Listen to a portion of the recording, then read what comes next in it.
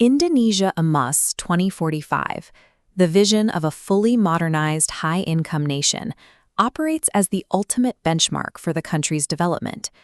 Achieving this specific future depends on a total digital transformation of the government itself. Law Number 59 of 2024, highlighted in this background section, serves as the legal catalyst forcing this transformation over the next 2 decades. This mandate addresses the national structure, requiring more than physical infrastructure upgrades or digital economy growth. The document directs the creation of a digital government engineered to be transparent, accountable, and immediately responsive to the public. Reaching the targets of 2045 relies on this complete overhaul of how the state architecture handles information and serves its citizens. Indonesia's long-term pursuit of e-government has revealed significant structural limitations. This earlier model functioned through top-down initiatives where individual agencies digitized their own isolated administrative processes. Consequently, innovation remains trapped inside institutional silos, forcing citizens to navigate disconnected portals to complete simple tasks. Moving forward requires the government to abandon this fractured approach. The new mandate redesigns the service architecture to center on the needs of the user rather than the convenience of the bureaucracy. This shift allows the state to use digital tools to address complex systemic public issues rather than simply hosting paper forms online. The strategy utilizes specific technical drivers: open data, artificial intelligence, and big data analysis. However, these technologies only provide value when a unified system allows them to parse data across every government sector. Effectively integrating the state requires the government to remove the barriers currently separating its various agencies. The most critical mechanism for this new architecture is interoperability.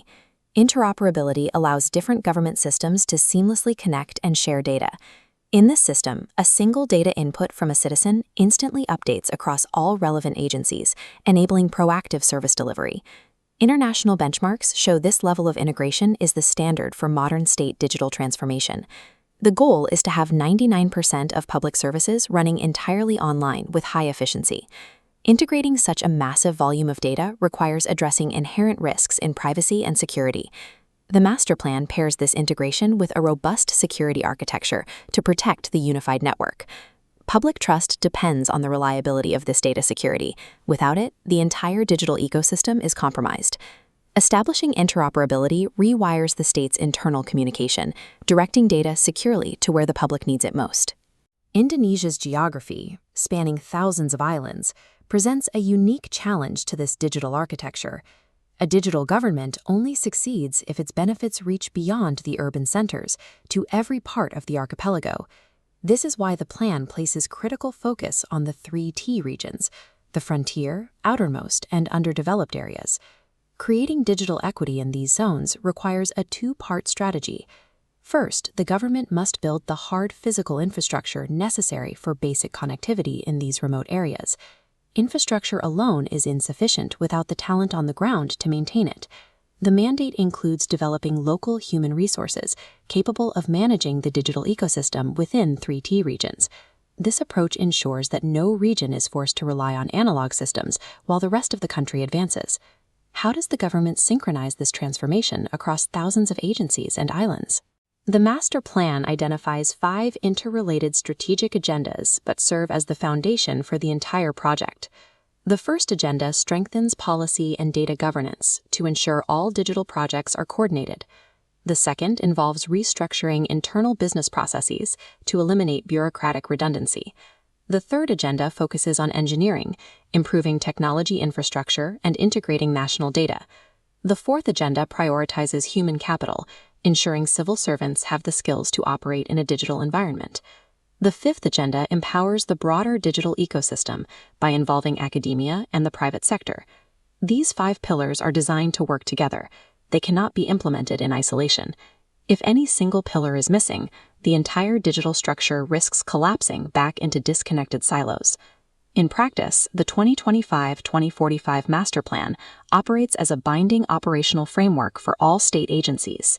It functions as a strategic instrument to enforce cohesion and resolve the issue of digital anarchy across all levels of government.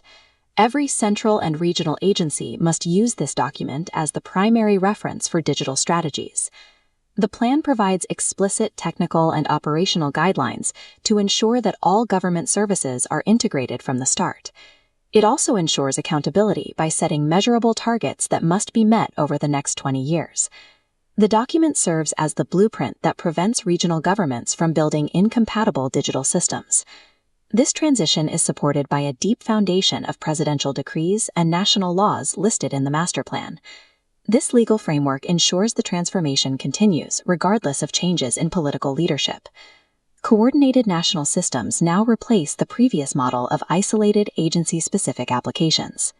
The state is moving toward a single, interoperable data ecosystem that is strictly regulated and highly efficient. By adhering to this 20-year plan, Indonesia can re-engineer its bureaucracy to meet the vision of an equitable and competitive Indonesia Emas 2045.